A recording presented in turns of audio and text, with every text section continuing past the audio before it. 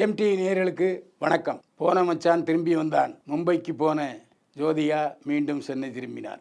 நடிகை ஜோதிகா நடிகர் சூர்யாவை திருமணம் செய்து கொண்ட பிறகு 36 வயதிலே என்ற படத்தில் நடித்தார். அந்த படம் சுமாரான வெற்றியை பெற்றது. இதைத் தொடர்ந்து அவர் சில படங்களில் நடித்தார். ஆனால் இந்தியில் நான் சாதனை நாயகியாக வலம் வரப் போகிறேன் என்று சபதமிட்டுக் கொண்டு சிவகுமார் குடும்பத்திலிருந்து சூர்யாவை பிரித்து கொண்டு மும்பை சென்றார் ஜோதிகா. அங்கே தன்னுடைய அப்பா அம்மாவை பார்த்து கொள்வதாகவும் குழந்தைகளுக்கு நல்ல படிப்பு வேண்டும் என்பதற்காக மும்பையிலே உலகத்தரம் வாய்ந்த பள்ளிக்கூடத்திலே படிக்க வைத்திருப்பதாகவும் சொன்னார் ஜோதிகா.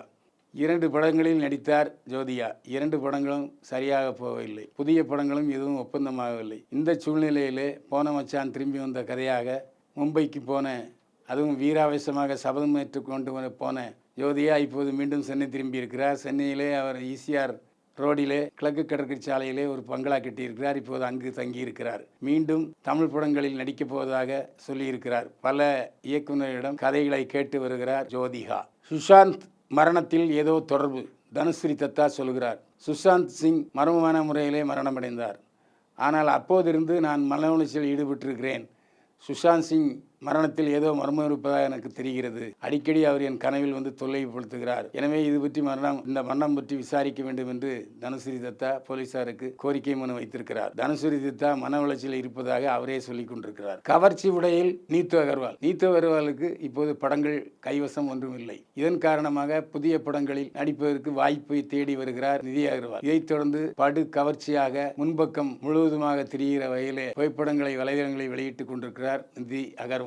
இதை ரசிகர்கள் வாயை பிளந்து கொண்டு சொல்லிவிட்டபடி ரசித்துக் கொண்டிருக்கிறார்கள். பட விழாவில் படு கவர்ச்சியாக உடலை வெளிக்காட்டி வலம் வந்த மௌனி ராய். நாகினி தொடரில் மிகப்பெரிய பரபரப்பையும் புகழையும் பெற்றவர் மௌனி ராய். சமீபத்திலே மும்பையில் நடந்த பட விழாவிலே மார்பகங்கள் முக்கால்வாசி திரிகிற அளவிலே, தொடைகள் முக்கால்வாசி திரிகிற அளவிலே விரித்து போட்டுக்கொண்டு நடந்து வந்தார் மௌனி ராய். எல்லோரும் வாய் விளந்தபடி பார்த்திருந்தார்கள். என்ன இப்படி மோசமாக ட்ரெஸ் செய்து கொண்டிருக்காரே மௌனி ராய் என்று சொன்னார்களே தவிர கண்களை தட்டாமல் பார்த்து கொண்டிருந்தார்கள் ரசிகர்கள்.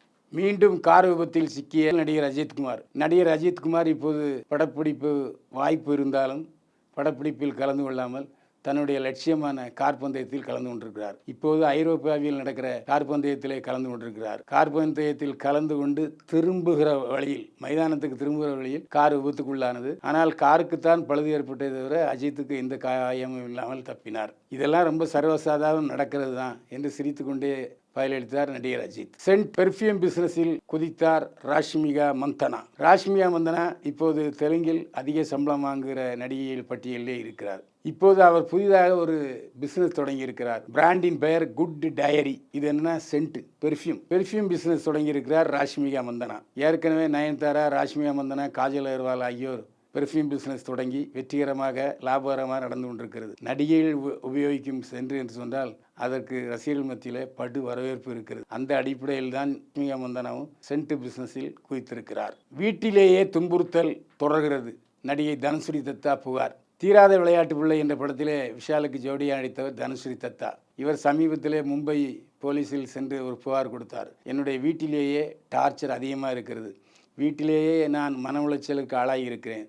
ஒழுங்காக சாப்பிடுவதில்லை. உடல் மெலிந்து காணப்படுகிறேன். அடிக்கடி மாடியிலிருந்து இடி விழுந்த சத்தம் போல கேட்டுக்கொண்டிருக்கிறது. நான் மனநோயாளியா என்றும் தெரியவில்லை. இருந்தாலும் என்னுடைய வீட்டில் உள்ளவர்களை விசாரிக்க கேட்டுக்கொள்கிறேன் என்று போலீஸில் மனு கொடுத்திருக்கிறார் தனுஸ்ரீ தத்தா.